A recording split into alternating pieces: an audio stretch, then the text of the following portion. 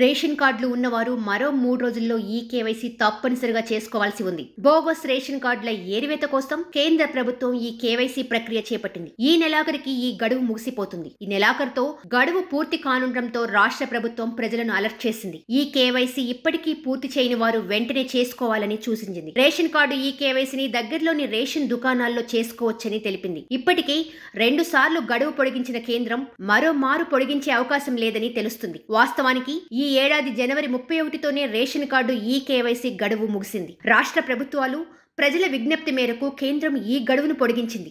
ఈ నెలాఖరు వరకు ఈ కేవైసీ పూర్తి చేసుకునేందుకు రేషన్ కార్డుదారులకు అవకాశం కల్పించింది. తాజాగా ఈ గడువు కూడా పూర్తి కావడానికి సమయం సమీపిస్తుంది. అధికారుల లెక్కల ప్రకారం తెలంగాణలో 75% మంది రేషన్ కార్డుదారులు ఈ కేవైసీ పూర్తి చేశారు. మిగిలిన 25% కార్డుదారులు వెంటనే ఈ కేవైసీ చేసుకోవాలని కేంద్ర రాష్ట్ర ప్రభుత్వాలు సూచిస్తున్నాయి.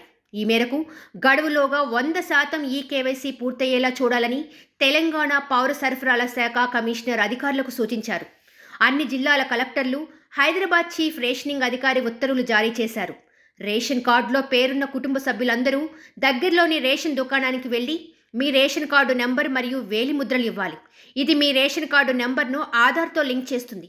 ఈ ప్రక్రియ పూర్తి కాగానే ఈ కేవైసీ పూర్తయినట్లు రసీదు వస్తుంది. రాష్ట్రంలోని ఏ రేషన్ షాప్ వద్ద అయినా ఈ కేవైసీ చేసుకోవచ్చు. కుటుంబ సభ్యులు అందరూ ఒకేసారి వెళ్లాల్సిన అవసరం లేదని, వీలును బట్టి విడివిడిగా వెళ్లి పూర్తి చేయవచ్చని అధికారులు చెప్పారు. గడువు ముగిసే సమయం సమీపిస్తున్న నేపథ్యంలో రేషన్ కార్డుదారులు త్వరగా పూర్తి చేసుకుని ఇబ్బందులు రాకుండా చూసుకోవడం ఉత్తమం.